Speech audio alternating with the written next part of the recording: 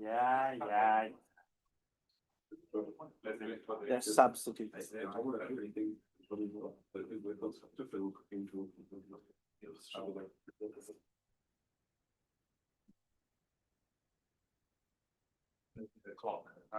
Yeah, it's coming.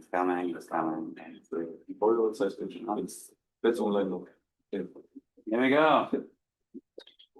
Okay, I think we can take it out. What is yours? All right. Thanks so much to the organizers and thanks everyone for coming. So I'm excited to talk about a theory of firm wage dynamics, and this is joint work with Mark. I think he is online. So by now, we have a mounting evidence that the firms play a pivotal role in wage determinations. So some firms pay higher wages than the other firms, and the question is why? Bottom-Monessen model provides a particularly influential framework in interpreting the systematic difference in firm wages. And the Bottom-Monessen model is particularly useful because there's a very clear notion of firm wage. So firms going to pay to the same wage to all the employees, trying to poach and retain workers in a labor market with such frictions. And this BM model has two central features. The first is that the wages are fully endogenous to job ladder distributions without introducing any bargaining or preference parameters. In particular, the net wage, net of reservation wage, that the firm with net productivity Z is going to pay is going to be given by the weighted average of the productivity among the firms sitting them below on the job ladder. And this weight is going to be given by quadratic of job ladder distributions, but I'm going to be precise later in the talk.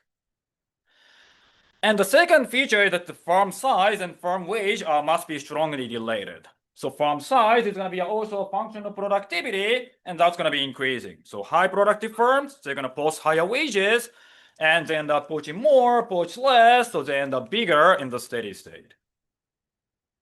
Although BM model is an elegant departure from competitive labor market, it has some empirical challenges.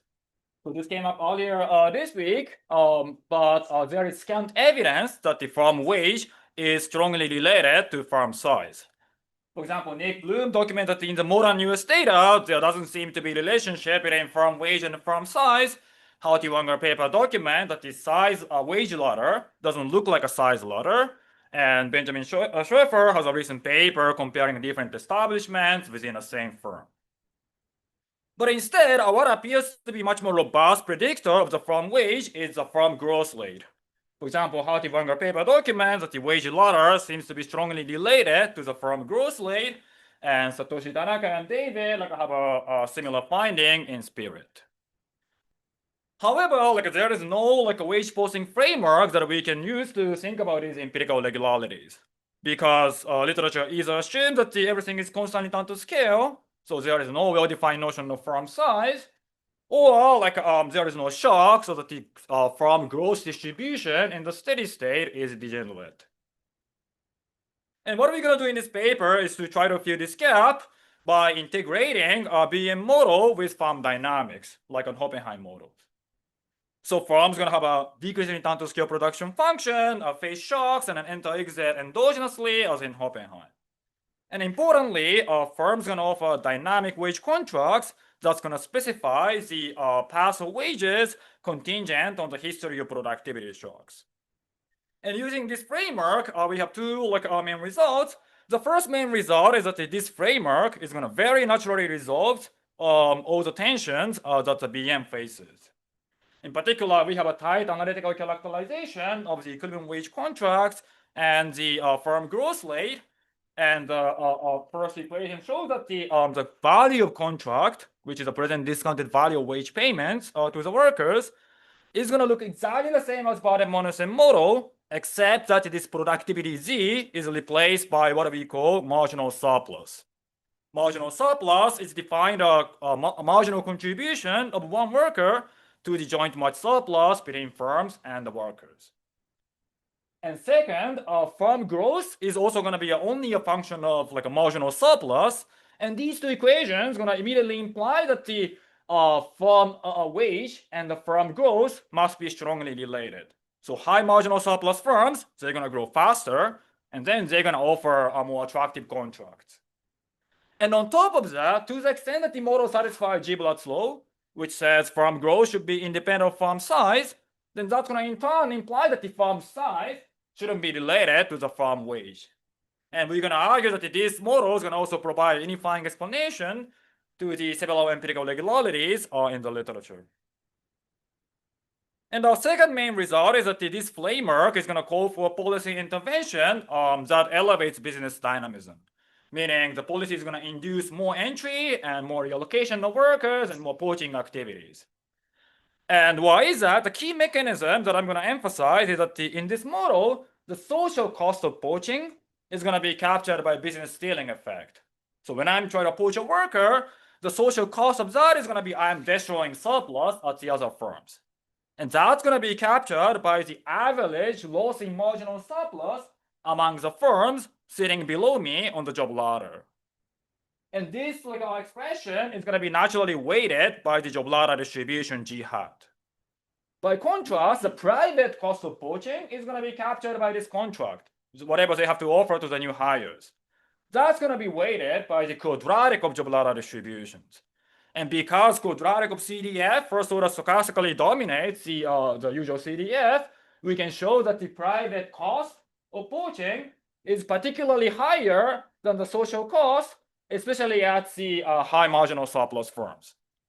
And that's going to imply that the high marginal surplus firms, they are discouraged from hiring. They have to pay so much relative to what planner wants, and they're going to underhire. Therefore, planner finds it optimal to subsidize hiring for the high marginal surplus firms.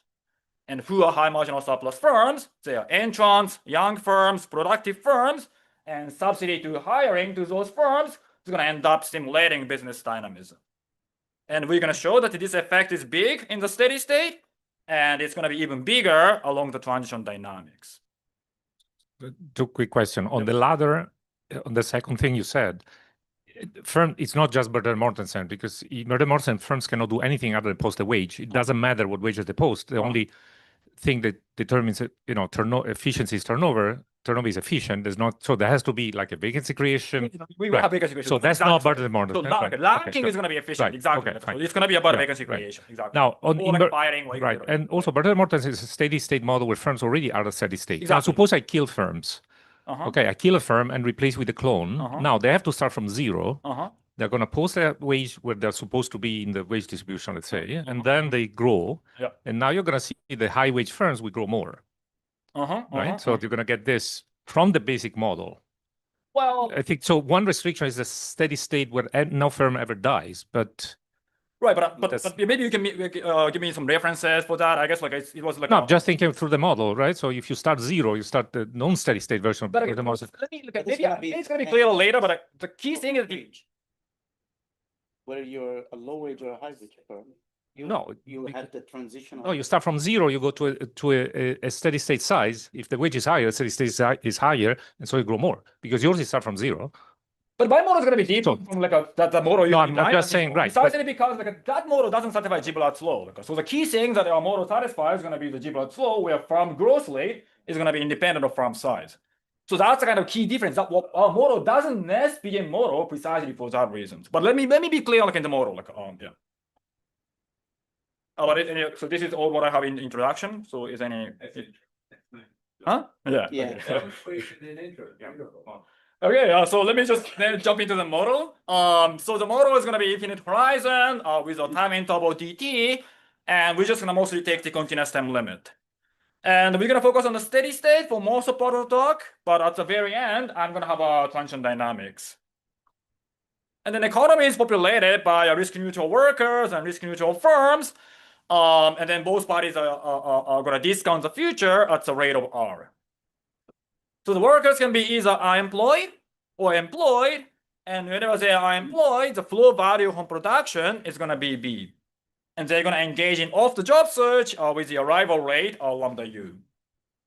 And whenever they are employed, they're going to get the endogenous wage from the firm, and they're also going to engage in on-the-job search. That's going to be at the rate of lambda E, and that's going to be zeta times lambda U, and this zeta is going to be the relative search efficiency of employed relative to unemployed. And there's going to be an endogenous mass of heterogeneous firms who's going to post vacancies to hire workers. And each vacancy is going to meet a worker at the rate of lambda f. And we're going to be imposing a random search environment. Also, these meeting rates is going to be endogenously determined as a result of the meeting functions. And then this utila is going to be denoting the total efficiency of search coming from unemployed and the employed workers. Why do you want to? Is M going to be constant to scale? We need it, but we're going to be assuming that, yes, well, yeah. Why would you want to do it? These are really meetings, right? I'm going to like reject the offer, like, yeah. Okay. Uh, This is going to come back. Okay. Does it matter for your inefficiency result? If I make M linear in V, do I restore efficiency? No, I'm not definitely not going to restore efficiency. Maybe quantitative results going to change substantially, but I haven't really deeply thought about that. But I guess I don't think what I'm going to say, like the qualitative mechanism, doesn't really hinge on like whatever I assume in the matching function. But we can discuss later in the efficiency result. Yep.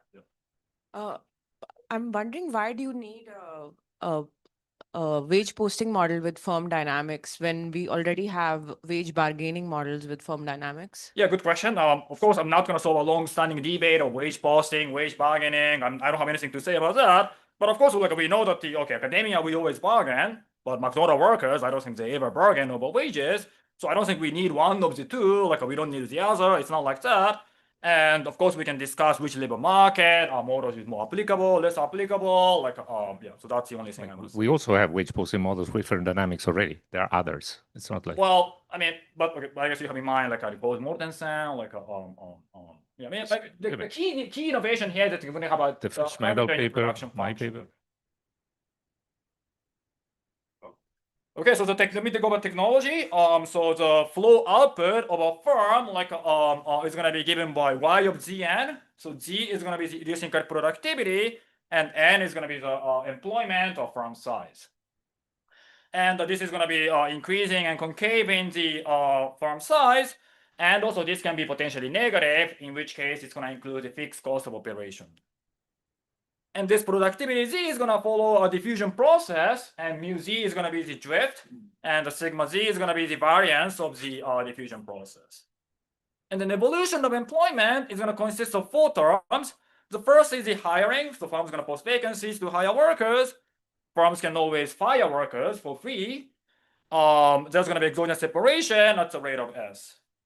And there's going to be endogenous splits through poaching by the other firms through the on-the-job search. And we're going to be assuming that the cost of vacancy of the firm is going to take the form of like a C of V times N. And this small v is the vacancy rate. So this is the number of vacancies divided by the employment of the firm. And we're going to be imposing this vacancy rate has a lower bound for technical reasons. It can be arbitrarily small. And also the cost function is going to be isoelastic, and this gamma is going to control the curvature of the cost functions. So the important assumption I'm going to be making is that the vacancy technology is constant in time to scale.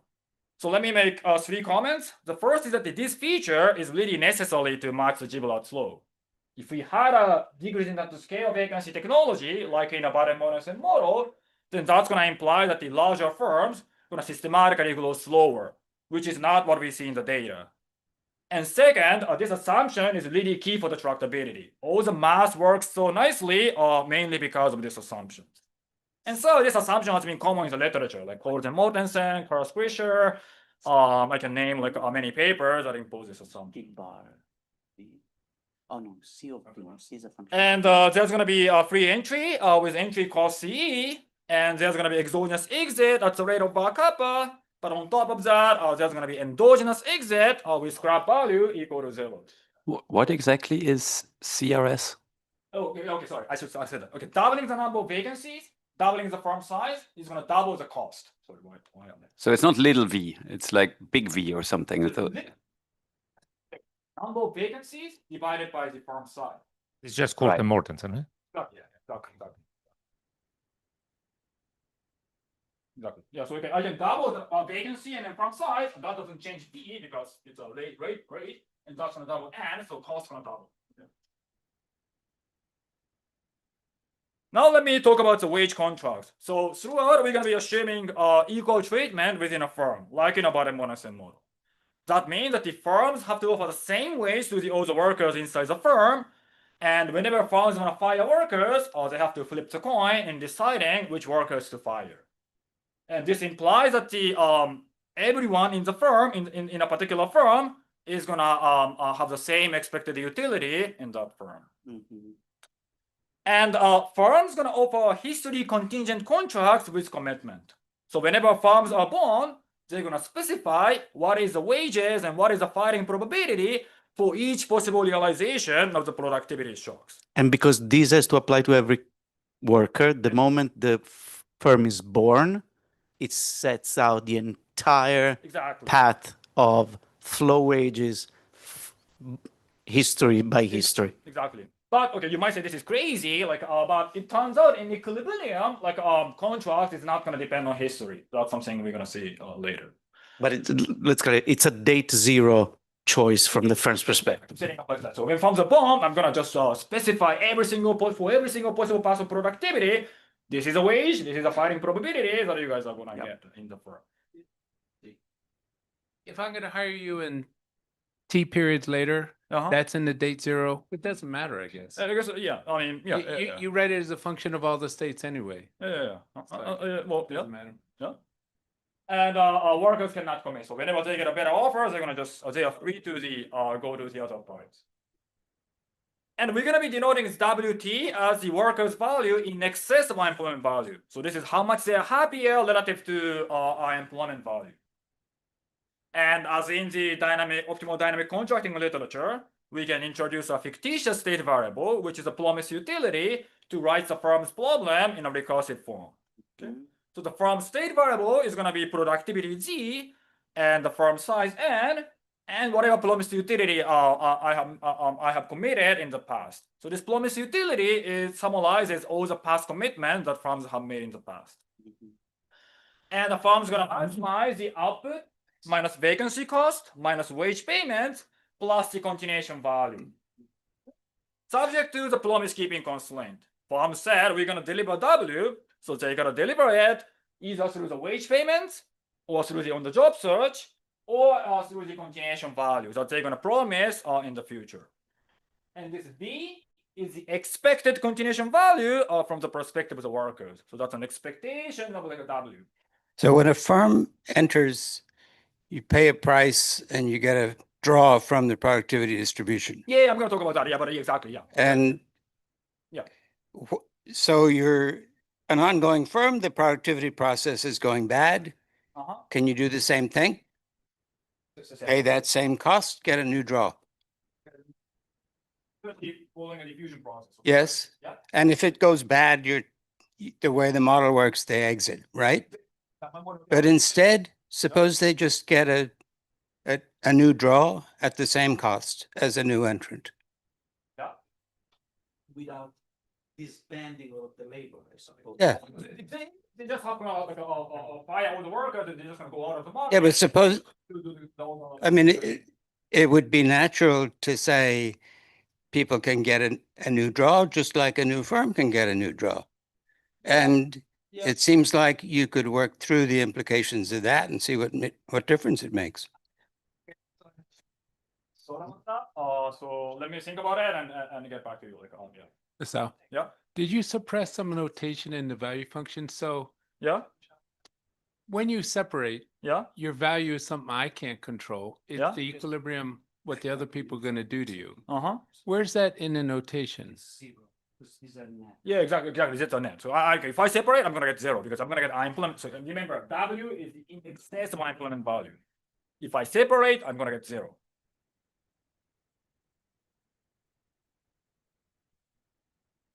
It doesn't matter what those other guys are doing. Other guys, If you write it this way, yeah, steady state. Yes, steady state. Yeah. So let's talk about steady state for now. steady state meaning. U is constant. Implement value is constant. It doesn't change. Okay. I did exactly this in my 2013 restart paper. It's exactly the same thing with aggregate shocks, and then U shows up.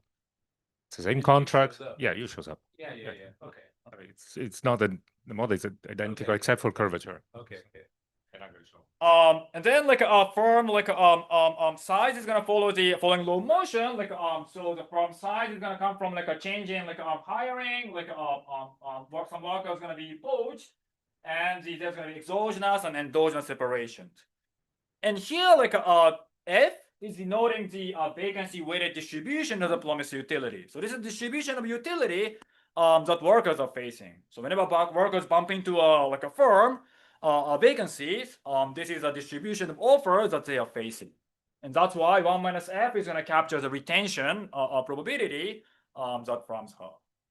And G is going to be the distribution of promise utility that each vacancy is facing. So each vacancy bump into a worker, some workers have high utility, low utility, that's going to be captured by G, and that's going to be the search intensity weighted distribution of the promise utility in the economy. Okay, so now like this problem is quite complex because there are many state variables, many control variables, but the tractability obtains by realizing that this has a surplus representations. So we're going to define the joint match surplus of a firm and incumbent workers as the sum of firm value and the incumbent workers value. And I'm going to be denoting this as S. And this S is going to solve the HJB equations. And importantly, the firm's policy function is going to just maximize the joint match surplus. So HJB equation on the floater, that's going to be output minus vacancy cost minus home production minus like continuation value that firm's going to promise times the hiring rate. Because firms don't have an existing commitment with the new hires, whatever they have to pay to the new hire is a pure cost from the perspective of the incumbent workers. This is basically So, a product of perfectly transferable utility. Yeah, I was about to talk about that, but let me, yeah. Okay, I'm a bit confused because when I did this, there was an extra term. It was the same model. And the other term was like showing there was an inefficiency because there's part of the surplus that goes to the workers that you cannot transfer back to the firms. So those who quit cannot prepay the firms. So they quit. So there's part of the surplus that is not fully internalized. So I'm trying to figure out. No, I think it's a transferable utility. So I guess surplus can be freely transferred between firms and incumbent. No, but the time you get separated, that's what I'm trying. There's something. The worker gets U, but that U is taken out from the W. I mean, I did the same, and just the substitution gave me an extra wedge, so there was a difference. Well, I did a substitution in the previous prima equation. I get this exactly this. But maybe we can talk later in detail, like to see what the difference is. Like, yeah. And the second line is going to be okay. Some workers going to get the continuation value from on the job search, but they cannot do off the job search. And the last term is just a transition matrix or generator in continuous time. That's going to come from change in Z or change in the firm size. And the boundary condition is going to dictate optimal firing decision and optimal exiting decisions. And let me go back to like Guido's point. Yeah, like importantly, this S doesn't depend on promise utility. Okay, so now S going to only depend on Z and N. And so that means that whatever commitment firms have made in the past, that doesn't affect what firms want to do in terms of their policy functions. And this critically relies on the transferable utility and the flexibility of wages. So no matter what promise I made in the past, if I want to offer high continuation value, I'm just going to cut today's wages to make workers indifferent. If I want to offer low continuation value, I'm going to offer higher wages today to make workers indifferent. So that's why like a promise utility is not going to be a state variable anymore. So can you go through, sorry for the transferable and exactly, is it hand to mouth for the consumers? What is happening with the consumers? I think it's risk neutral linear utility. So I guess it doesn't really matter whether it's hand to mouth, they can save, like, I mean, so that doesn't matter. Like, linear utility. What is transferable utility mean? Look, workers gonna value the same like a dollar in the same way. Like, so there's no curvature in the utility function on either side of the body. Like, yeah. I see. Yep. So I understand how this works perfectly in discrete time. Yeah. Is in small interval of time, no matter what, because I can jack up the weight. Right. Yeah. Or bring it down. Is there any? And then if you take the limit, that's fine. Yeah. So but if I work exactly in continuous time, that's tricky, right? I totally agree because we do continuous time limit, so we take a limit exactly what you said. Okay. So okay, doing exactly continuous time that was kind of a nightmare for us. Like, I don't know. I have to define what. Yeah. I totally agree. Like, but happy to talk more like in detail. So now I'm going to solve this problem, but the first intermediate result, like I'm going to show you that in any equilibrium, this distribution of utility, F and G, like whether it's a vacancy weighted or search weighted, cannot have any mass point or gap in the distribution at any strictly positive value of the promised utility. And the underlying proof is going to be the same as Baden-Bonesen model. If there's a mass point, the firms at the mass point are going to have incentive to deviate. If there's a gap, the firms at the top of the gap want to go all the way to the lower end of the gap. But you may say that if you into this literature, didn't Barrett, Vishwanas, or Guido say that you can easily get a mass point if firms have a curvature in production function. The key difference here is that in a Baden-Bonesen model, the only relevant deviation firms can take is that to permanently raise wages or permanently lower wages. Here, I'm allowing for much richer deviations. Firms are allowed to temporarily offer very attractive contracts only for today. And this only going to affect the workers who's going to be poached or who's going to be hired. Oh, I see. In continuous time, this is going to only affect the marginal workers. So this effectively allows firms to price discriminate marginal workers from infra-marginal workers. And that's why I can get rid of the mass point or gap in the distribution. Can you just say it one more time? How can I pay the marginal workers and not the infra-marginal workers? But by changing the wage path over time, so I can temporarily offer very high wages, and that's gonna be Without affecting size, essentially. Exactly. Okay. So okay, marginal means like marginal in the sense of margin. Whose marginal surplus is this? Okay. So if I change the wages only for today, that's gonna only affect the marginal workers in a sense of who exactly has the marginal surplus. And firms can do something different in the future. That's going to affect the infra-marginal workers, but that's not a different that's a different deviation. That's interesting. And I can take a first order condition with respect to this continuation value to understand what the trade-off is. So left-hand side is the marginal benefit of offering a little bit better contract. What's that? That's going to come from poaching and retentions. If I offer a little bit better, I can poach more, I can retain more. How much happy I am, that's going to depend on the marginal benefit of additional worker, which is the difference between marginal surplus and whatever I have to pay to the workers. What's the marginal cost? If I offer more generous contracts, then I have to deliver more to the new hires with whom I don't have any existing commitment. So that's the cost. And I can rewrite this equation a little bit to derive something that looks like a Lerner formula. And of course, like the dynamic models or average wage or static marginal productive labor, that they're going to be replaced with the marginal surplus and contract value. But the key thing I want to emphasize here is that I can rewrite this equation, and that looks like a Lerner formula, but the relevant labor supply elasticity is not the elasticity of firm size with respect to like the wages. The relevant elasticity is going to be the same elasticity of growth rate with respect to the contract value. So this already gives a sense of like, it's not about the size, it's really about the growth rate that's going to determine firm wages and firm's monopsony power. When you did this for an instant, I raise it. Yep. Is that going to be off the equilibrium path deviation you never end up using? Yeah, so like, this is a way to get rid of like a mass point or a gap in equilibrium distribution is going to be smooth.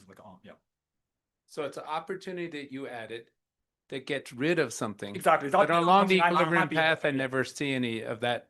Stuff. Smooth. Okay. Exactly. Yeah.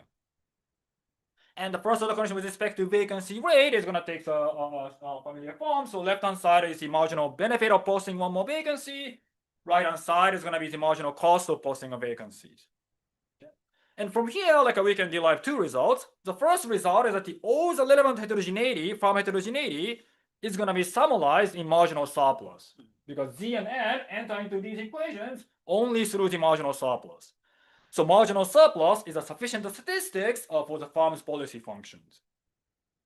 Second, as long as curvature on the cost function of vacancy is higher than 1, meaning more than quadratic, then we can show that the contract value is going to be strictly increasing in marginal surplus. So high marginal surplus firms can always offer better contract, and this is a rank-preserving property that makes analysis tractable. And if elasticity of vacancy equation is lower than 1, then like a high marginal surplus firm is not gonna give up on like paying higher wages. They're just gonna focus on vacancy creation, job loader flips, So that's kind of interesting, but that's not what we're gonna focus on. So this part is essentially the characterization of the optimal. Exactly. Exactly. Contract of the firm. Can you tell us the mathematical structure of this system of two equations?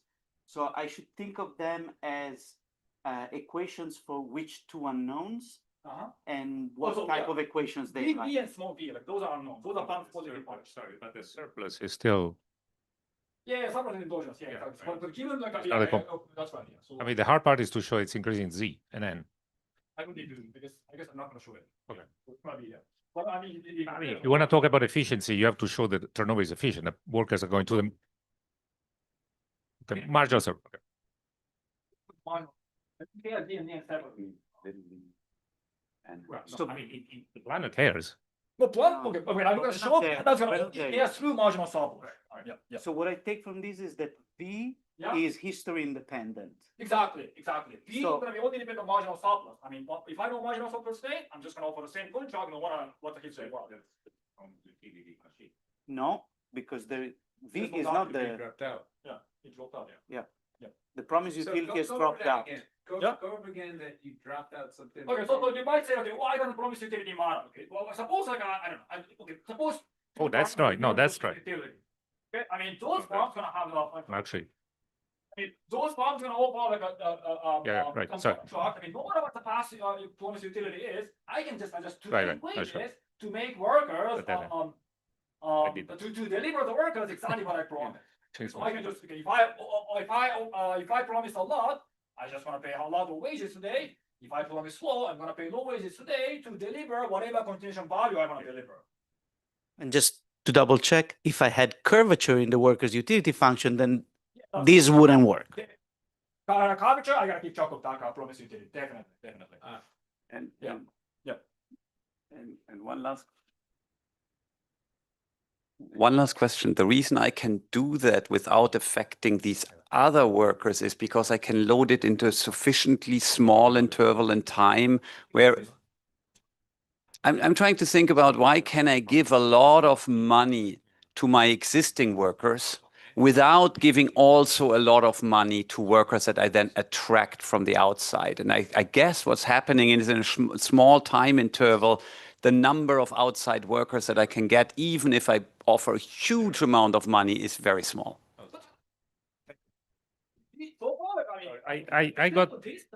I got exactly the same results in discrete time with aggregate shocks, like the same thing. So the promise utility does, yeah, promise utility doesn't matter. So Actually, the surplus actually but the the expression pro- is the same. I got it wrong. Right. But I'm trying to understand if I promised a lot, yeah, so the wage today is okay. Workers cannot move Yes. today. Like, wage is gonna be just pay. I pay today, and then I'm gonna move. Decide to move. So whatever wages they're gonna pay today is not gonna affect my mobility decisions. but it makes the fix of everybody who's coming in. Yeah. Wage. Well, no, I'm not gonna be paying to new hires. Okay, timing is okay. I pay wages today to the incumbent workers. I do new hires. I hire new workers.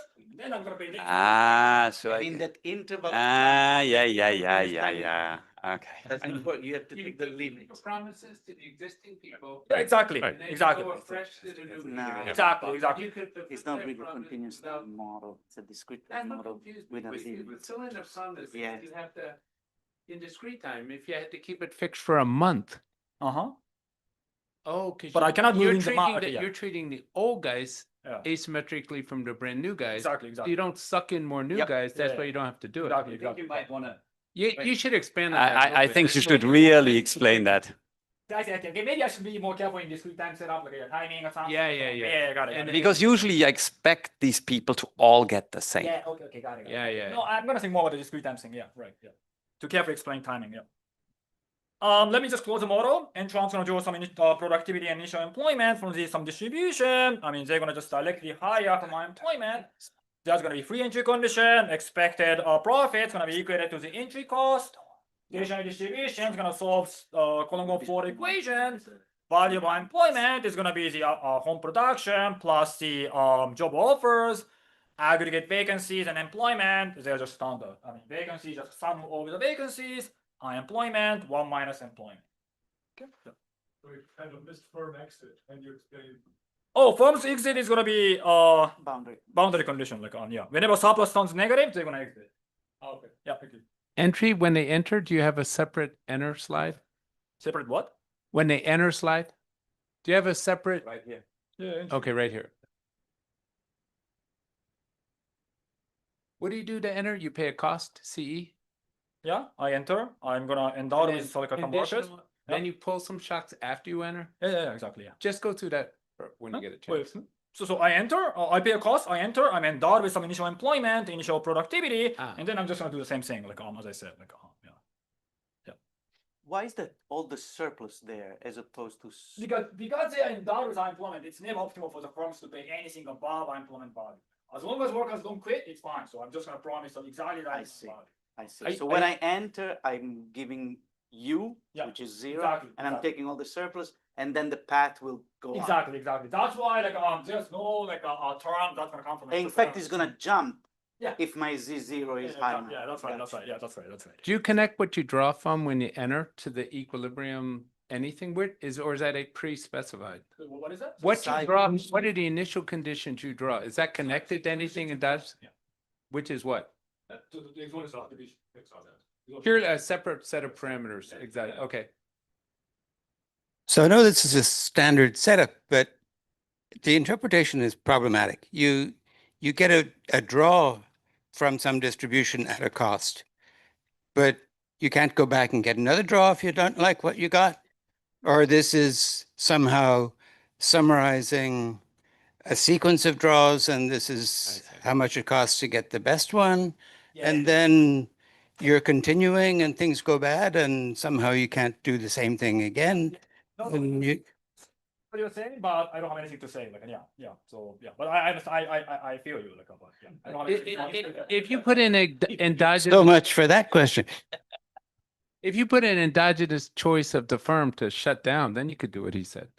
Oh, you mean the reset? Oh yeah, no. You could let him so- do, I hate that draw, screw it. Yeah. I go back and I pay it Yeah. 2 seconds later. I gotta think more about that. Yeah. So That's not crazy at all.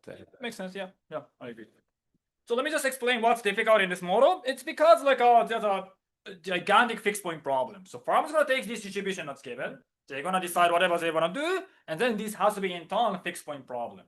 And this is problem not only analytically but also computationally. It's a nightmare to search for infinite dimensional fixed point thing.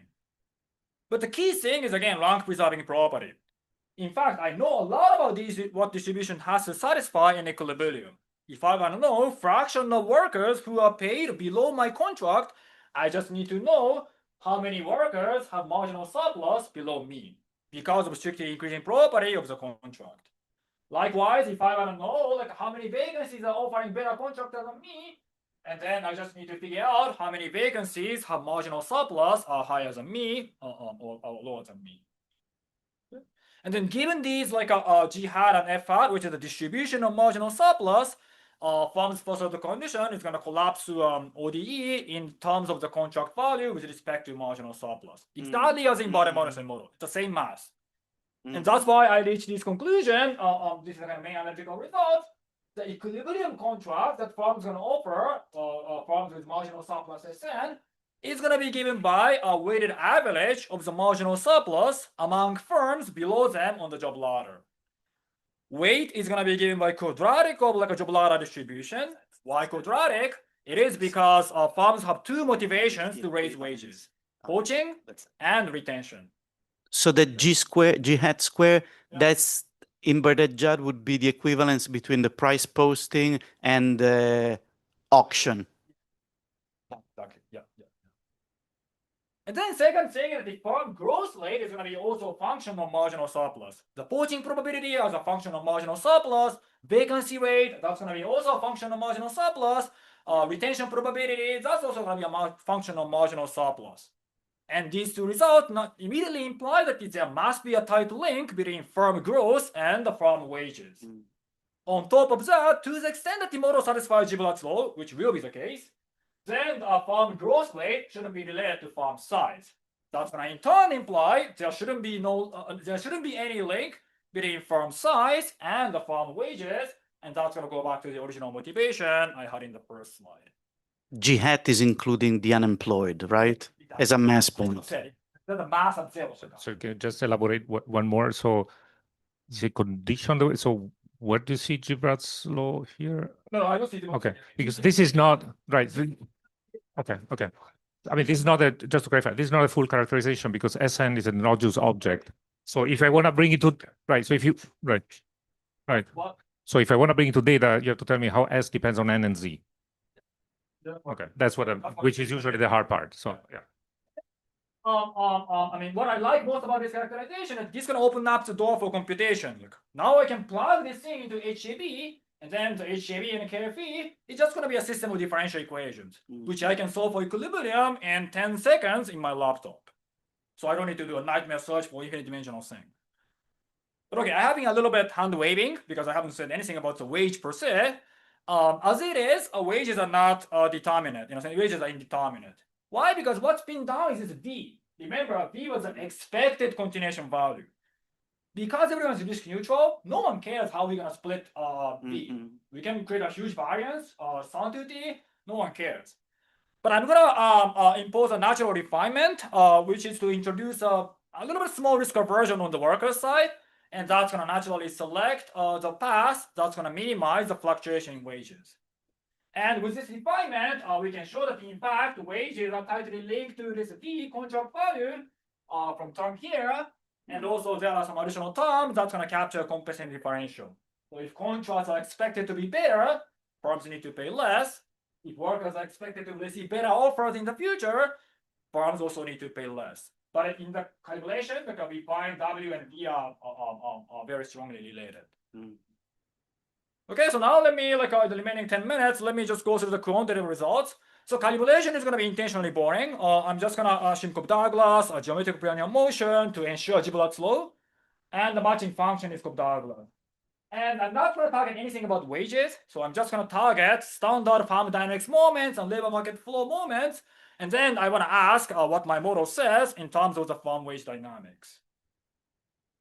And this is the plotting the for each bin of the farm growth rate in the steady state, what is the farm average farm wage inside the bin. And then histogram is showing the bar is showing the histogram. Sorry, but have you tried to prove some theorems before going numerical about these things, like correlation between size and growth and size and wage, like taking the extra step of characterizing S as a function of Z and N?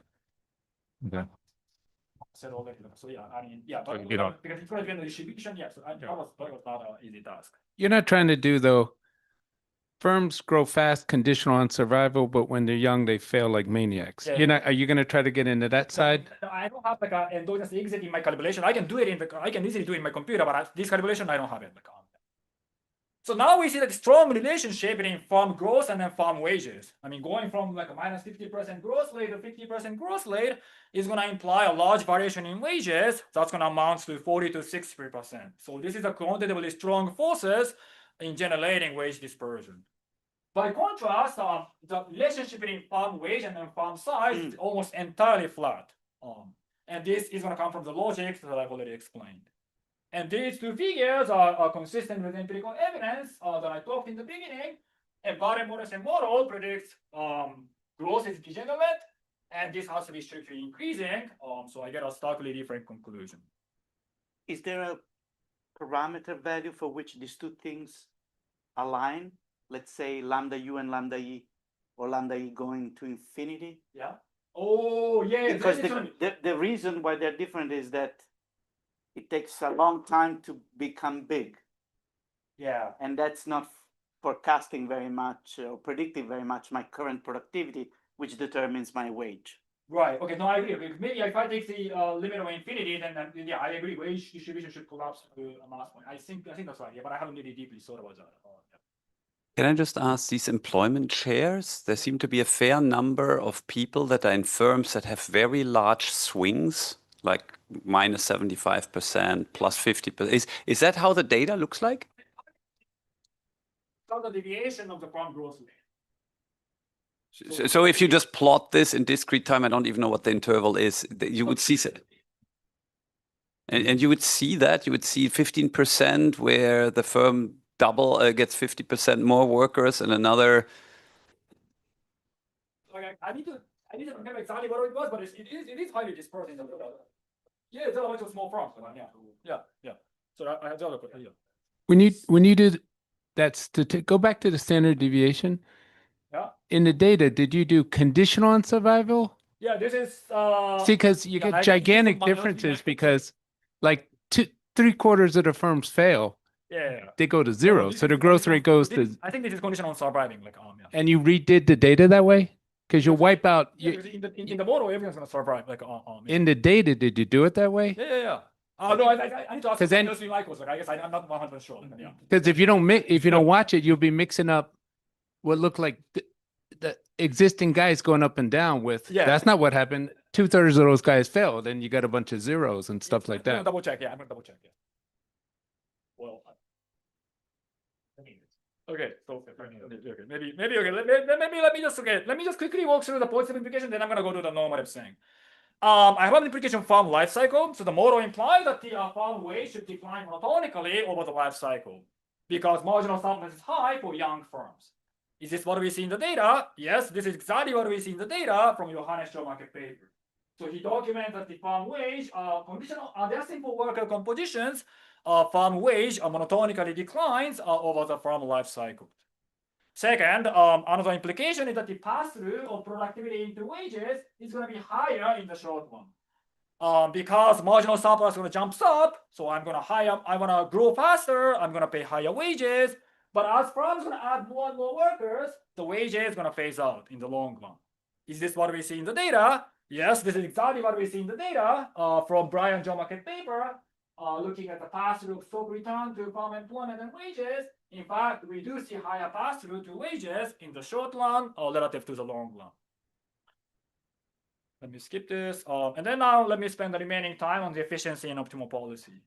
So now I'm going to solve a planning problem. So planner is going to maximize present discounted value of consumption in the economy subject to the low motion for the distribution of the firms. Okay. And then only friction planners are facing is the search frictions. Other than that, planner can control exit rate, entry rate, vacancy rate, or job ladder ranking. I mean, planner has a full degrees of freedom subject to the search friction. And if I do that, the key difference is going to be in terms of the surplus. So I'm going to be denoting this SP as the Lagrange multiplier on the column 4 equation.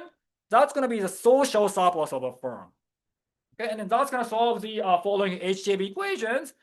There are a lot of similarities. For example, flow is going to be output minus vacancy cost minus home productions. But there are some differences. And the key difference I want to highlight is this term. That's going to capture social cost of vacancy posting. What is the social cost of vacancy posting? First, as I said in intro, there's going to be business stealing. If I poach a worker, I'm destroying the marginal surplus among the firms sitting below me on the job ladder. Plus, there's going to be congestion effect coming from the matching functions. What is the private cost of vacancy? That is exactly the contract that I got to offer to the new hires. And that has a similar looking equation, except that now we are weighting the marginal surplus with a quadratic of the job ladder distribution. And because quadratic of CDF first order stochastically dominates the non-quadratic CDF, private cost tends to be higher than the social cost, especially at the high marginal surplus firm. So gap between this and this tends to widen for the high marginal surplus firm as marginal surplus gets higher. And that's the key reason that, for what I'm going to find next. And the rest of the thing is very similar. There are other differences, but that's very similar to what I did with Toshi. So let me just skip that. So what about implementation? So the first result is that this efficient allocation can be implemented as a combination of the vacancy and employment taxes. And a key result is the vacancy tax has to be decreasing in marginal surplus. So this is a figure from calculation. But as you can see that the high marginal surplus firms, either they are productive or small, those firms are going to receive a subsidy to the vacancy creations because they are paying too much. I mean, private cost of vacancy is too high relative to social cost. So planner want to subsidize vacancy creation by high marginal surplus firms, but instead planner want to tax the vacancy creation by low marginal surplus firms. And there's going to be employment tax, or that's going to be increasing in marginal surplus. But this is not quantitatively very important. And I can find I can study the macro implication of optimal policy And the key thing I want to emphasize is that the optimal policy is going to induce more reallocation. So job to job transition rate, reallocation rate, both increases by around 10%. And the firm size is going to go down, meaning there's going to be more entry at the expense of like creating more dispersion in wages. And this is because like a high marginal surplus firms are entrants, young firms, more productive firms. So subsidy to vacancy creation to these firms going to end up stimulating business dynamism in the economy. In the 10 seconds, so I can study the transition dynamics. So starting from the equilibrium, what is the path of the efficient allocation of optimal policy towards the steady state? I mean, I'm going to rely on master equation technique by Adrian to solve for the transition dynamics. And we see that the entry is going to increase even more in the short run, and reallocation can also increase more in the short run. So business dynamism increases even more in the short run because we are starting for very misallocated equilibrium. Let me end here, and then thanks so much for the discussion in class.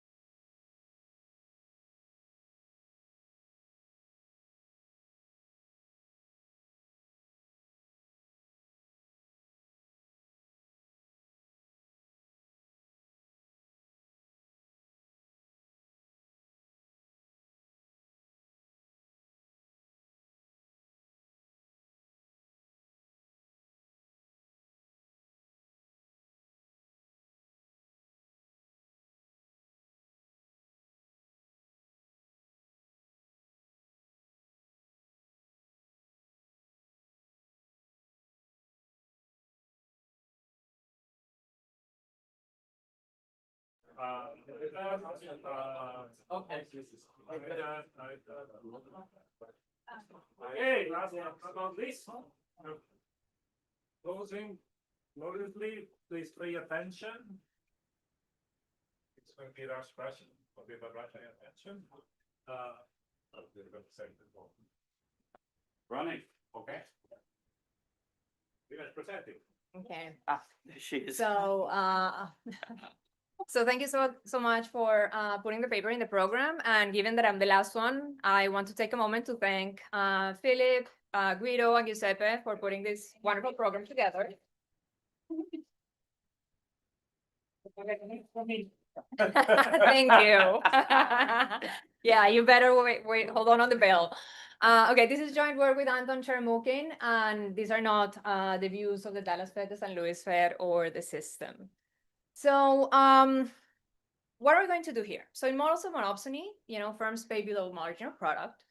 And monopsony is derived from either search frictions or job differentiation, and they're usually treated in isolation. So here we're going to build an information-based theory that is going to unify both frameworks while endogenizing targeting precision of search. So the degree of randomness in matching is going to be endogenous. And we're also going to endogenize the elasticity of labor supply in order to be able to derive one closed form wage equation where we can separately identify the different sources of monopsony power and validate the model by solving jointly 3 empirical puzzles in the literature.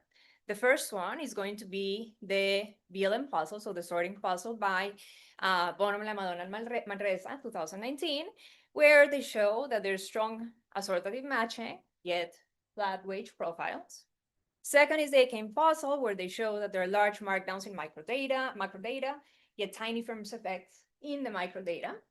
And third, the elasticity puzzle, where worker search is highly wage elastic, yet firms exert very high monopsony power, okay? So we're going to jointly solve those 3 puzzles, and we're going to show that what really does it here is that sorting goes through the firm side, okay? So it's driven by them, not by the workers. So more specifically, we're going to develop a model of monopsony power based on information frictions, where the core idea is that both workers and firms are going to choose probabilistic strategies. So workers are going to search for firms and try to target their preferred firms in a probabilistic manner. And firms are going to decide which applications they're going to take from the workers or which ones they're going to screen based also on a probabilistic strategy.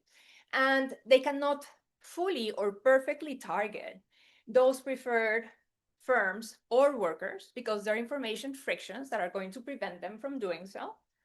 And also, importantly, the game is going to be sequential. So there's going to be a first mover advantage. The firm is going to post wages strategically, and they're going to commit to a screening strategy towards the workers. And given that, the workers are going to react and decide where to target their applications, okay? Our model is going to nest the 2 canonical frameworks as limiting cases. So if information costs go to 0, we are going to achieve the directed search outcome.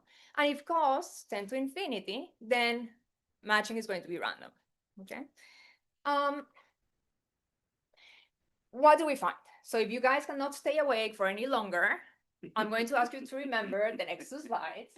The first one is about theory. So in theory, what we do is we derive this closed wage equation that is going to depend on 3 aspects. It's going to depend on the base productivity share, which is about the demographic contribution to match formation. It's going to depend positively on the screening cost premium. So firms are going to pay more to those workers that are scarce in their pool of applicants. And they're also going to pay more if their search costs are higher, okay? Then there's going to be a usual monopsony markdown. And this monopsony markdown is going to be negative on how intently the firms are targeting a particular type of worker, and it's going to be negative on the search cost of the firms, okay? Having said that, all of these information frictions are going to make workers captive to a few submarkets in the sense that they're going to target some specific submarkets. We get one formula that is going to unite the results from the granular oligopsony, comparative advantage, and finite market directed search literature without restricting firm concentration or productivity distributions. And we get the same logic choice probabilities as amenity-based models, but different welfare implications. And all of this is such that wages are going to be compressed to history-dependent outside options, and firm productivity is absorbed into profits. And I'll show you that. Okay. On the side of the empirics and the welfare, what we're going to do is we're going to take the model to the data in BLM. Okay, so we take their data, we estimate our model, targeting several of their moments.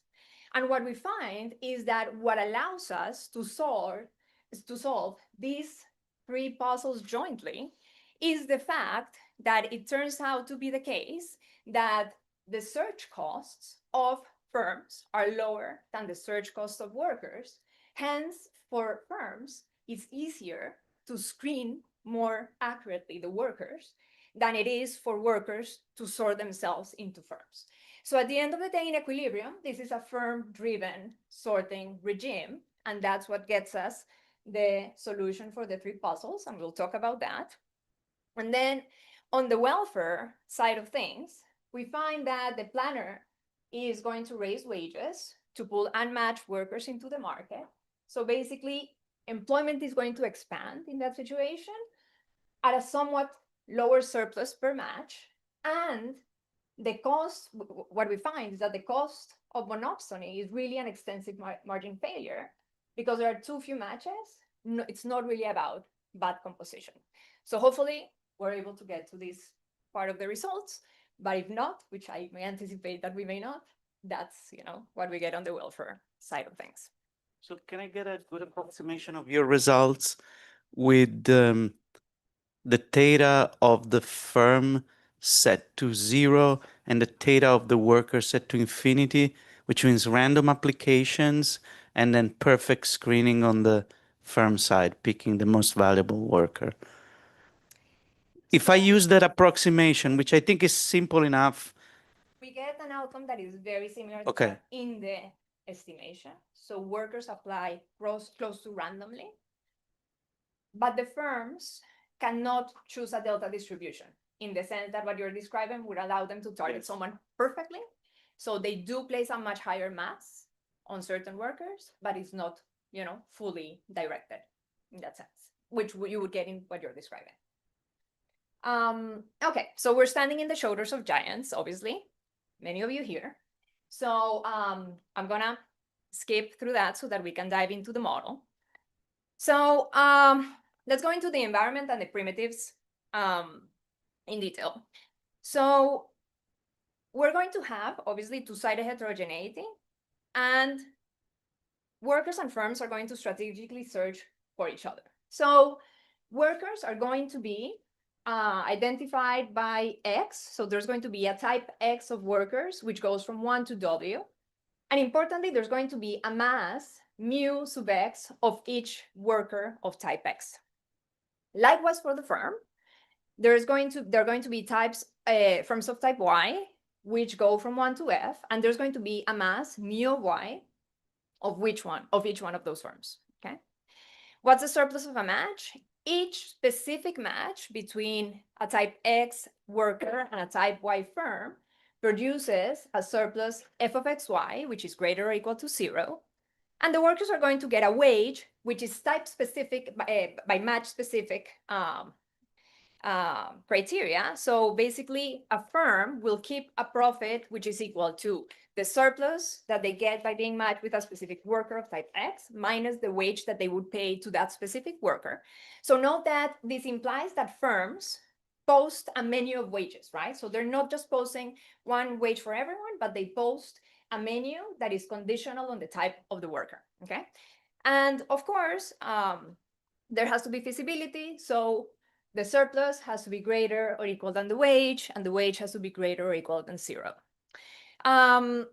Here in the theory part, the outside option is normalized to 0, but when we take the model to the data, we're going to set it to the previous employer of the worker. So can I ask Yes. something about that? I mean, Yes. you normalize in this model, typically the outside option depends on X in many formulation of the model. So there's no normalization that will make it equal to 0 for everybody. So because the continuation value of searching for workers depends on the type. You just do reinterpret f of xy. No, I know, but that's not a primitive. So you're imposing a single crossing property on an endogenous object, which is f, if you interpret it that way. That, right? Yeah. Yeah. No, I know, but Nobody's I said mean, it yet, at but some I point know. you're gonna estimate set history dependence and only an estimation. Yeah, so what we Right, do so- is simply that we extend the number of types that we're going to get there, but we're going to extend the number of types by the worker type that they were at before. So we'll get there. I'll tell you how we Okay, take I it to saw- the data. Sorry, I saw history dependence. I thought you meant dynamic. So No.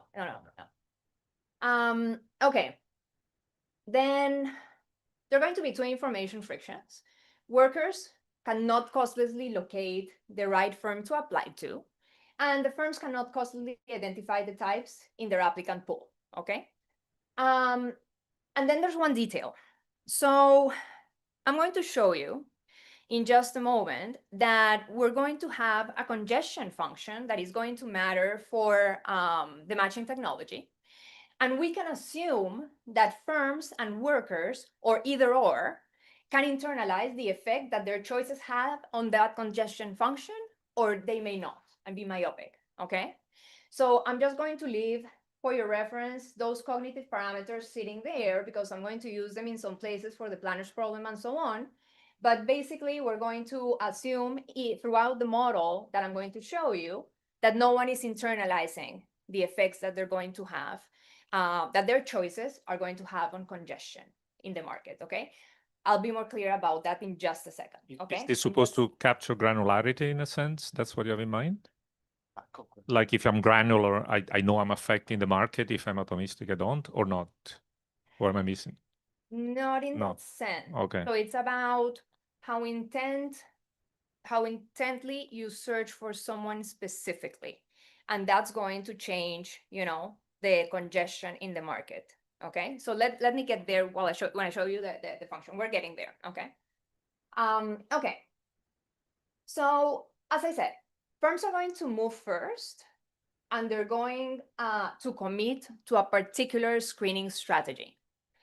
This is going to give them a stackable advantage because they're going to first choose the wage menu that I was talking about and a screening policy, which we're going to denote by Q of YX. So a firm Y is going to place a probability of targeting a particular worker of type X, and that's given by that QYX.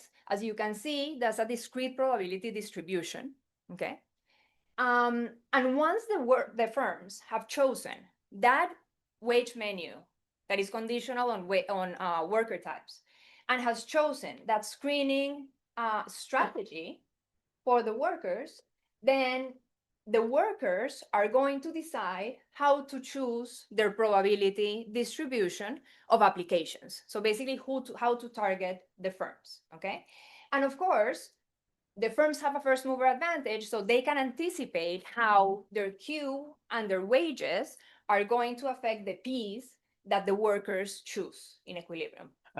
Confused about what the workers know. They're choosing this probabilistic strategy. Do they know which firm is a Y firm, or do they know anything about? So that's friction. That's the information friction. They know what's the wage that they would get if they were matched with a firm Y, but they don't know how to locate the firm. So they don't know who's who. So they're going to have information about who's who and how to target their applications. So, But they haven't gotten it. I mean, you apply to just some random firm. It's all the same, isn't it? No, because all Ys are different, right? But you don't know.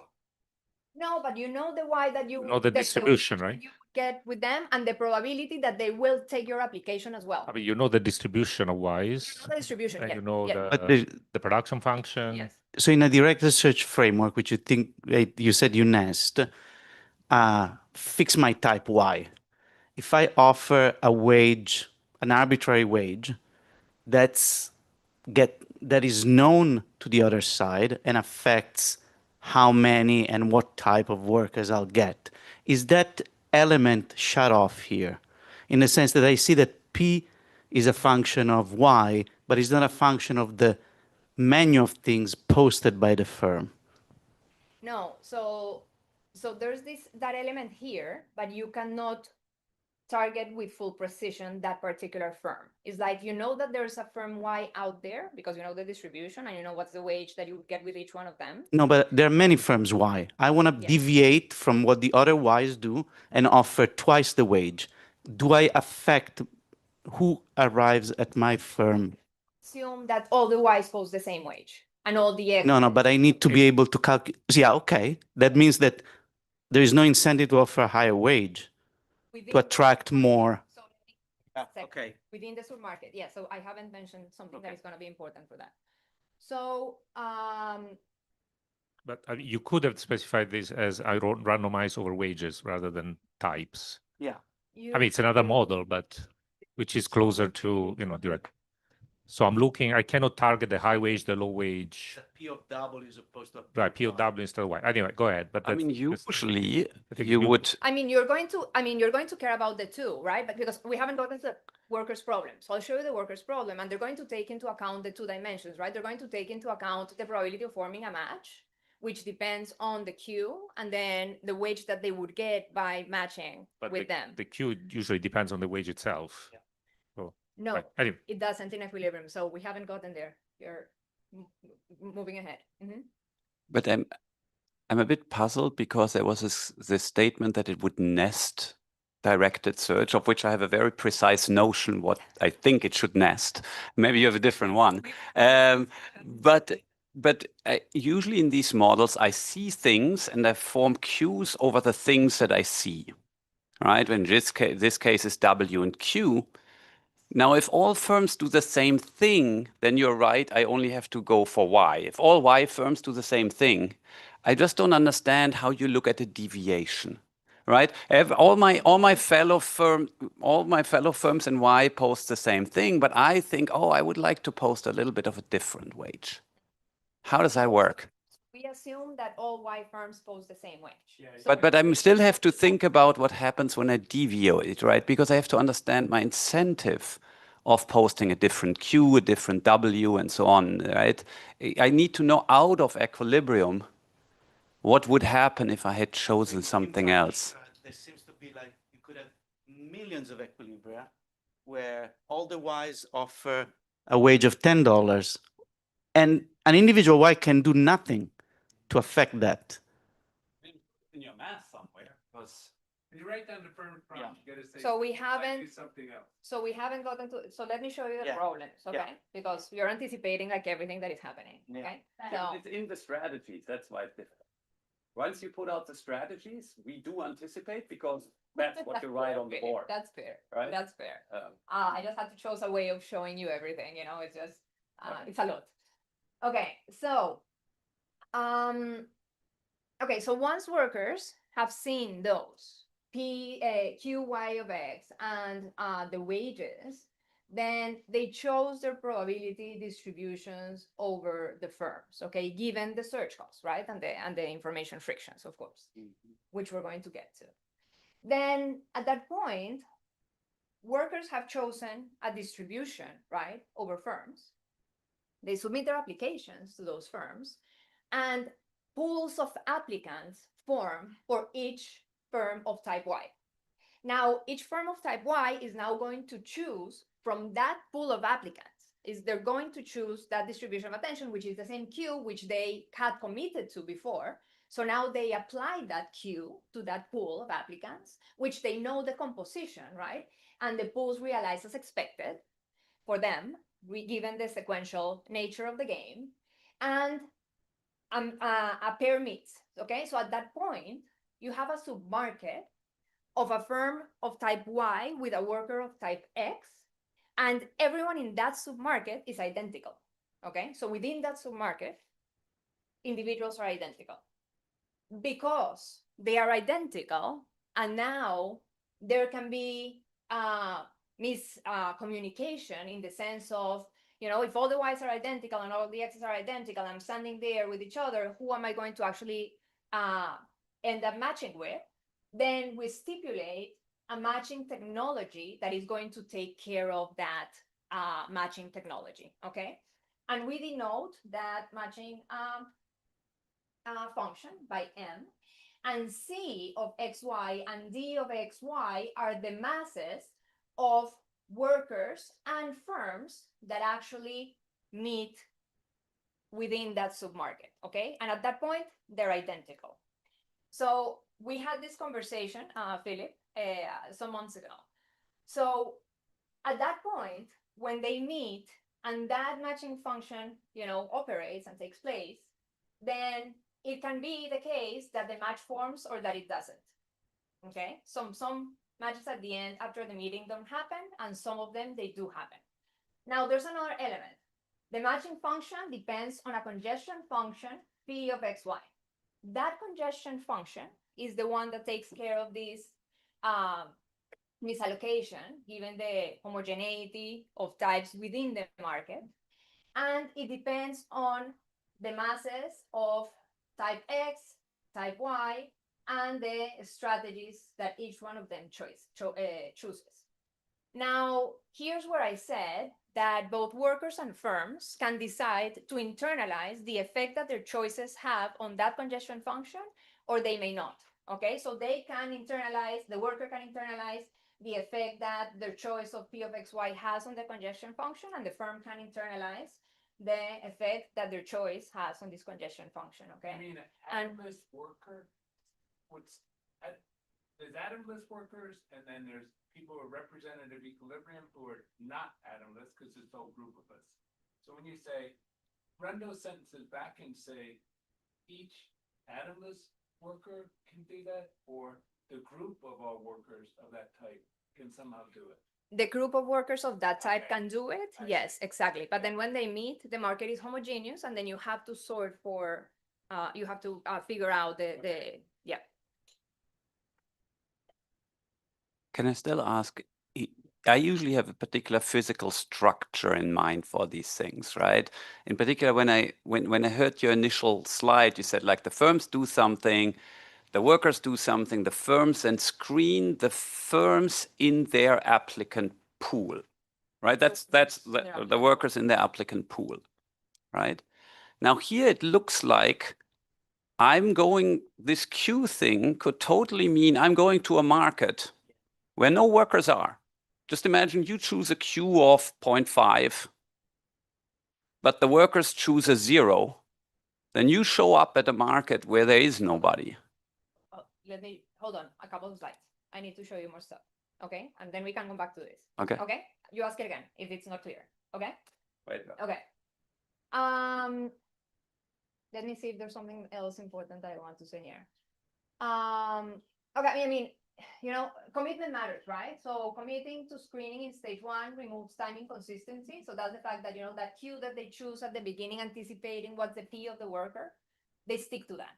That's an assumption that we make. But usually the way, if I look at like Rob Scheimer's work, right, where he says, look, there's a bunch of applications coming in, and I tell you which one I'm going to make an offer to first.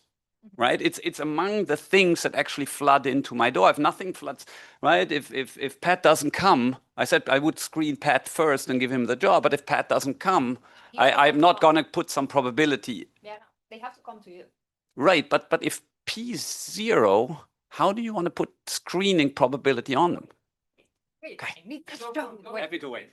And then Yes. Okay. So the worker's choice. Okay. So the worker is going to choose a strategy P bar. Okay. So that's a probability a type X worker applies to a type Y firm. Okay. Now we're going to assume there's a uniform prior. So the deviation of that, posterior over here from this uniform prior is going to be these applications in intensity, which is now the P of xy. So P of xy is not a probability, it's really an intensity. The only reason why we're doing this is because mathematically it's simpler to solve the model with intensities rather than probabilities. That's it. And of course, probabilities have to sum to 1, but intensities average to 1. Okay. Now, what's your prior? Your prior is just 1 over the total number of firms. Okay. The total number of types of firms. Okay. Of firms, actually, sorry, because it sums over the mu y, so it's the total number of firms. And what's the search effort? Okay, so the search effort is a relative entropy equation where basically if you deviate more from your uniform prior is going to be more expensive, so you're going to be exerting more search effort. So imagine if you have linear costs on your search effort, that implies that if your costs are equal to 0, then the best thing for you to do is to actually fully target one particular firm. But if the costs tend to infinity, that's going to be extremely expensive. So you're going to choose a uniform distribution over the firms, and that ends up in a random application strategy. Okay, Sorry, so random matching versus uniform means like literally uniform. yeah. So random matching would think the sampling probably would depend on the abundance of firms, not uniform. So if firms are, It It's does. there. it does, okay. It's there. That's what It's I'm there. trying to figure, okay. It's That's there. the normalization, Yeah. and by that, I see. Yes. Okay. Okay. So that's on the workers. And what's their actual problem that they're solving? Okay. So the worker is going to maximize the expected wage income net of search costs. And what is that given by? That is given by the probability of forming a match with a particular firm of type Y, which is given by the mass, right, of type Y firms times the probability that that firm actually looks at them times the congestion function that we were talking about earlier on times their own probability, right? So that's the probability forming a match, and then multiply by the wage. That's what they would get on expectation. Then what's the cost? Well, the marginal cost of search given by theta x minus the search effort, which is the Shannon's relative entropy equation. When we solve for this and maximize with respect to P of xy, what do we get? We get this closed form equation. So note that this closed form equation is has a unique interior solution, but the important thing here is that it depends positively on Q of yx, meaning that if you know that there's a higher probability that a firm is interested in you, then you have the incentive to apply to that firm because the probability of forming a match is higher. Then, of course, it depends positively on the wage omega of xy, and it depends negatively on the search cost theta of x there, okay? So that's for the intuition, okay, of the workers' problem. This part is No. clear. Okay. So now the firm. Yeah. Okay. So for the firm, the difference with the worker is they're going to mirror the problem, but the difference is that they're not going to sample the population of the workers. They're only going to focus on the workers that did apply to their firm, okay, to the pool of workers that is standing at their doorstep, okay? So same thing, they're going to choose a probability, a discrete probability distribution over the workers that have applied to their firm. Then they have a uniform prior over those. But so then the deviation from that strategy from their uniform prior, which takes into account the pool composition, which is only those that did submit the application, right? That's given by the mu x times px of y over delta y, where delta y is the sum over all the type x's, right? Wait, I was going to say something, I forgot. So they choose their distribution of attention over only those that are in the pool.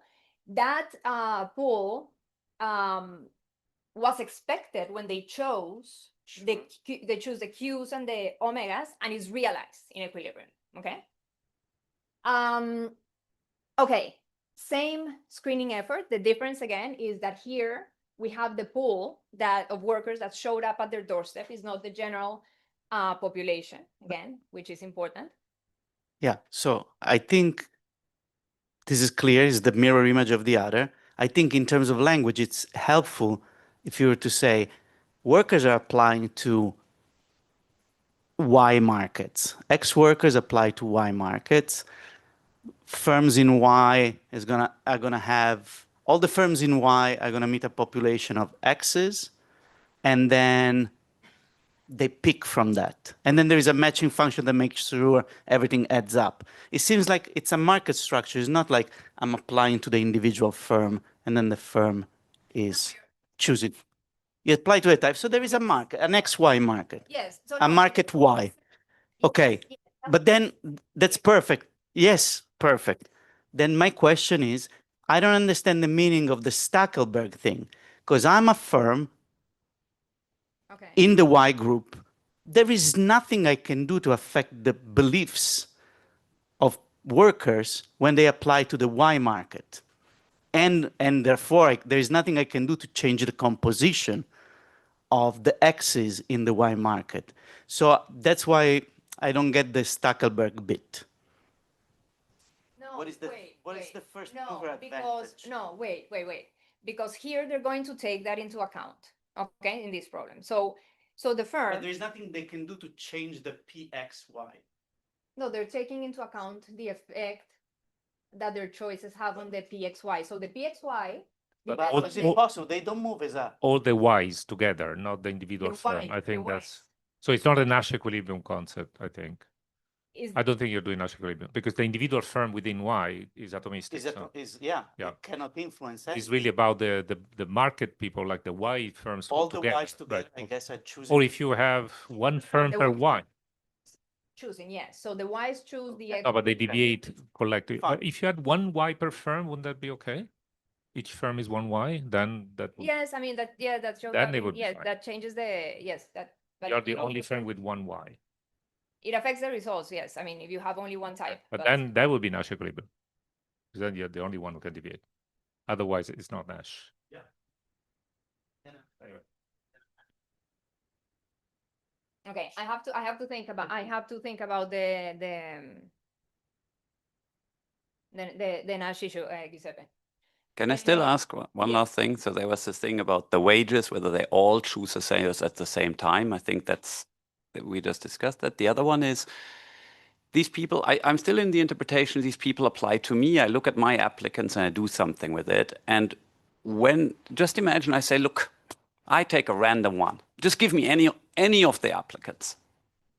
How does it show up? There's all this miscoordination between Q and P. And I would have thought if I say, look, I don't want to screen at all, right? I just take a random draw of the people that apply to me, right? Then No, because you have a preference for whom to choose, right? no, but Because I they're just going to give you imagine, a separate- a just different imagine service. I understand that I might not want to do that, but one of my strategies should be I just take a random one. Just give me pick any of them, right? That doesn't seem to be possible because you have all this miscoordination. It is not as if I look at my Q, but I go to a market and sometimes nobody's there. There's still this P times Q showing up. And that's why I'm a little bit surprised. Nobody there. I mean, there's going to be nobody there if you assign No. a value of 0 in your queue to that particular type X worker. Maybe a So helpful if the Q- interpretation is that there is one Y, the firms are atomistic, Uh-huh. and then there's measures of work. Yes, and there's measure of workers and firms, right? So you. No. I think But- I think you want finite firms. Granular measures firm. of work. And Gran- then I Why can the interpret asymmetry? everything. Granular firms. Why do you need the And asymmetry? they're big, they take the derivative. Because you They have just a told measure, us that guys. all the Ys need to change the. Then they the have to best be- response will be right. All that will go Yeah. away in one pop. Sorry, I don't see why you want that. Do I it mean- after then. Sorry, it's the same. I- So, I have a question that yes, to me seems to clarify things, but if it doesn't, just don't answer my question. okay. So if I post the screening strategy then I'm going to end up with a pool of applicants that's peaked at my preferred, as I announced it, who I'm going to screen for. And then I'm actually not going to have to screen as hard because my applicants are going to be more like the applicant I want to get. I mean, Is there a sense in which the actual screening and the announced screening are restricted to be consistent? yes, no. So your expected applicant pool is the realized applicant pool. So when the firm is choosing their Qs under Ws, under wages, they know what's the applicant pool that they're going to get. And the composition of that applicant pool is this A of XY over here.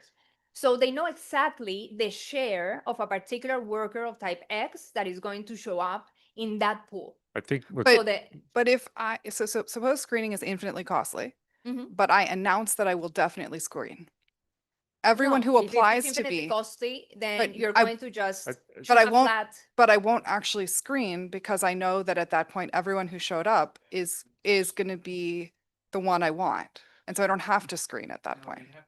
But No, I you think- have to commit to it. No, but more yes. generally, I think maybe a different way of saying that these are strategic substitutes. So if the others work harder to identify themselves, I have to work less hard. Does it come in the callback library? So It's I'm so- facing the choices of the workers, and if they already sorted themselves, my problem is much simpler. I think that's Okay, so I think what Cynthia is saying is an extreme case of that, but that's yes, right. so if you know that the worker of type X prime standing next to you has chosen a P of X prime Y that is higher than then your incentive is to choose a lower one because you know that So they they're chose it strategic substitute, right? because the Q Right. that is assigned to them is also higher. So that's an incentive. I know, not big fix. Uh-huh. We make it Yeah. easy for you. Yes. Because So you- with search costs that are above a certain threshold, right, and not infinite, then what I described is what happens. Okay. So okay, so the firm's problem is given now by this. So basically, the important thing here is that they do take into account the effect that their chosen Q has on the optimal P. Okay, because I showed you that the optimal P for the worker here depends on the Q. So the firm internalizes that. Yeah. Okay. That's why I want one firm of type Y only. Otherwise, an infinitesimal firm in the group of Ys would not affect P star of X. I think- No, but they chose overall as a type, right? No, they should, So- yeah. Anyway, I think we understand that. I think we understand that. I thought that the strategic subjectivity is more useful because it's actually going to affect efficiency. So here there's incentive to free ride on the others. That's kind of interesting. So it comes out of Yes. out of the entropy function. Yes. Okay. That's in there. Yes, exactly. Okay, but then the important thing that I want to highlight from here is that again, the firm of type Y chooses from the pool of applicants, not from the whole population of workers. That's important. Okay, having said that, let's move on. Okay. So what's the screening intensity? It's going to have the screening intensity. So the Q, the optimal Q Y of X is going to have a multinomial logit in expected surplus. And for interior wages, it collapses to this equation over here. And this is actually true for wages equal to 0 as well. So this holds as well for that case. So note that the screening strategy of firms is going to depend mostly on the surplus that they would get, or is driven by the surplus that they would get from forming that particular match with a worker of type X. Okay. And then I'm going to skip to that. Okay. So and then this last bullet point is important. So precision grows with incentives, but falls with the cost. Okay, so with the cost of firms, of course, if it's costlier for them to identify a particular worker within their pool of applicants, then they're going to make it less precise and flatten it more over the applicants. Okay, So what is the equilibrium wage equation that we derive? So the optimal posted wage solves in closed form, and it has three components, as I said at the beginning. Sorry. So first, it has this productivity share, which is the share of workers of type X within the pool of applicants of the firm. So that term over there is the demographic contribution to match formation of that particular type of worker X, okay? Then you have the screening cost premium over here. That screening cost premium redistributes towards workers, sorry, that are scarce in the pool.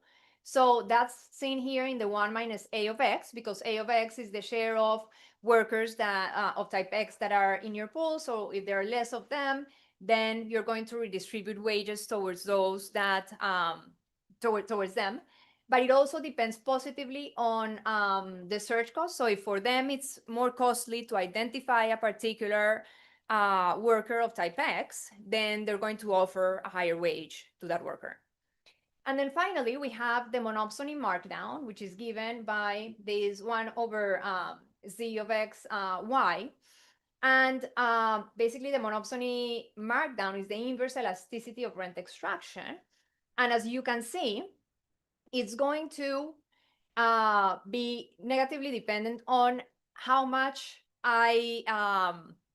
attention I'm putting to a particular worker of type X. So if it's easier for me to identify them, then I don't have to pay them as much.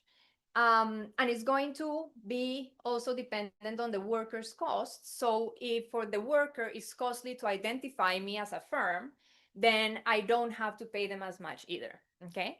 However, what is important here is the captivity factor that I mentioned at the beginning, which is seen in this component over here. So basically, if there's strong assortativeness, this component over here is going to tend to 1.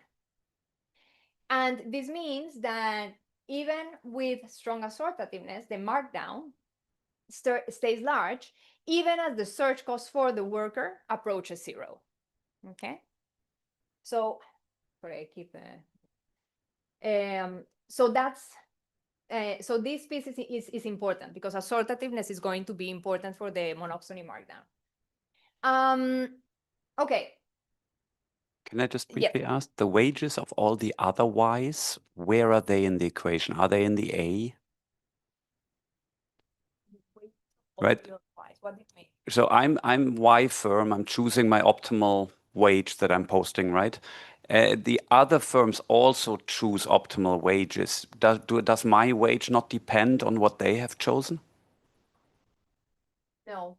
So the wage of the other, it think doesn't, you- so I think you solved out for the symmetry and then rest it or something. There's no, symmetry. so No? no, so here in this case where there's no internalization of the effect that I have on the market, then it's all clear. So that doesn't show up here. So the wages of the other Ys don't show up explicitly. Let me write that down.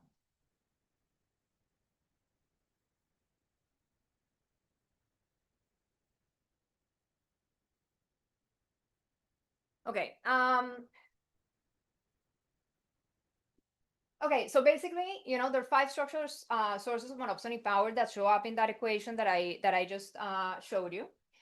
So 1, worker search friction. So the search costs of the worker are going to be important. They affect the markdown, and it limits the supply elasticity.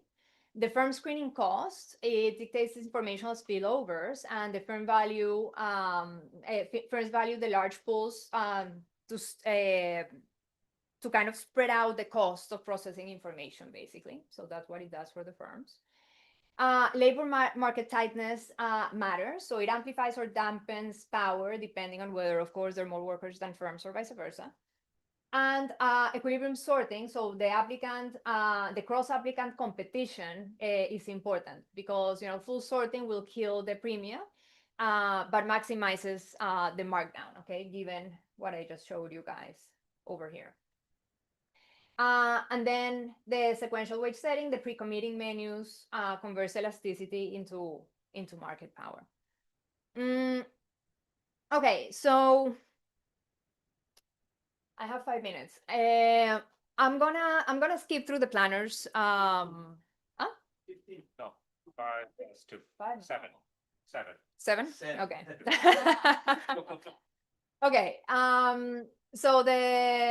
Okay. So we solved for the planners problem. I'm not going to go into the details because I want to show you the results of the estimation. But basically, what we do is that we solve for the implied P's and Q's of the planner, and then we recover the implied wages to be able to implement those P's and those Q's, okay? And that's what we have here in the social planners shadow wages. Note that I am making allusion here to the row W equal to 0 and the row F equal to 1. This is alluding back to the fact that that I told you at the beginning that we can solve this assuming that the congestion, the effect that your choices have on the congestion function can be internalized by either the worker, the firm, both, or neither. And so the planners shows us that what should be done is that the firm actually should internalize that effect, but the worker should not internalize that effect. So those are the results that we have here. It just tells us that, we have an extra term here, which we denote by bait and switch. It wasn't in the previous equation because there I solved it with the row F and the row W equal to 0. So it didn't show up in there. So here we have this extra term. But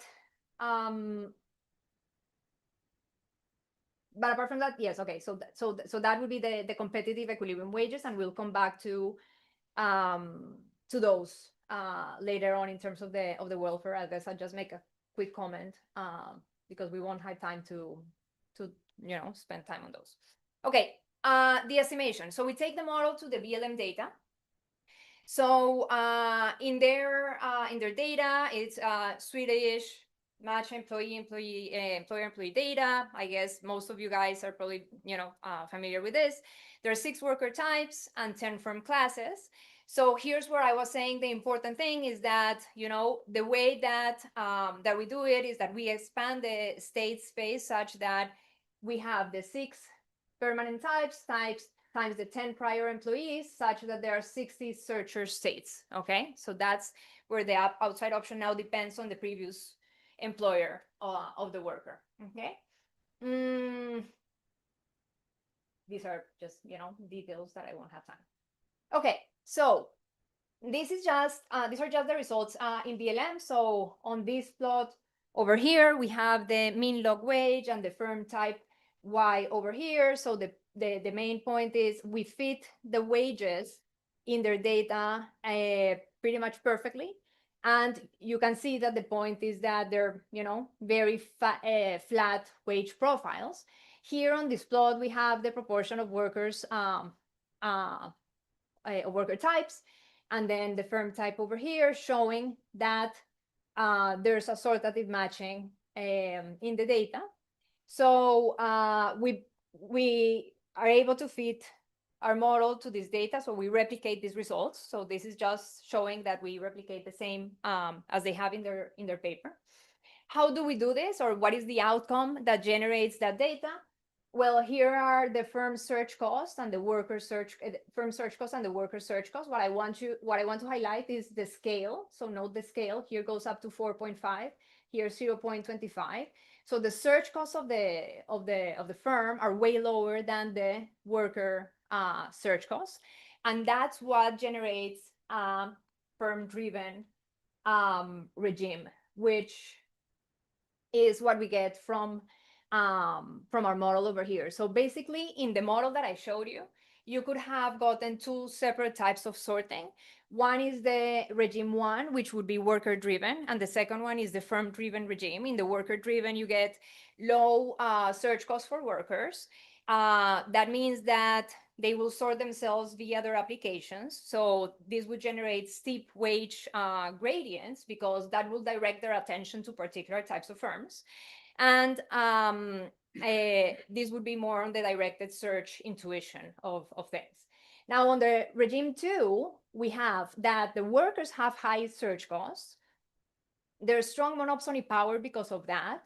Wages are close or equal to the outside options. That generates flat wage profiles that I showed you. And workers apply diffusely, so pretty much close to random. And the sorting is really produced by the firm screening, so by the Q, not by the P. So in that situation, you get the strong sorting with the flat wages plus the high markdowns to coexist. And that's what allows us to resolve those three puzzles at the same time within the same model, okay? Having said that, this just shows the results that I already showed you that we're able to rationalize all together. This answers Guido's question from the beginning, where, you know, workers pretty much apply randomly. The firms do choose a higher mass on particular workers, but not one, because that would be infinitely expensive. And there's a productivity wage disconnect. So we show that there's a correlation of 0.16 between productivity and wages in the data. And I'm just going to close with that, okay? Because I ran out of time. Great, wonderful. Thanks so much.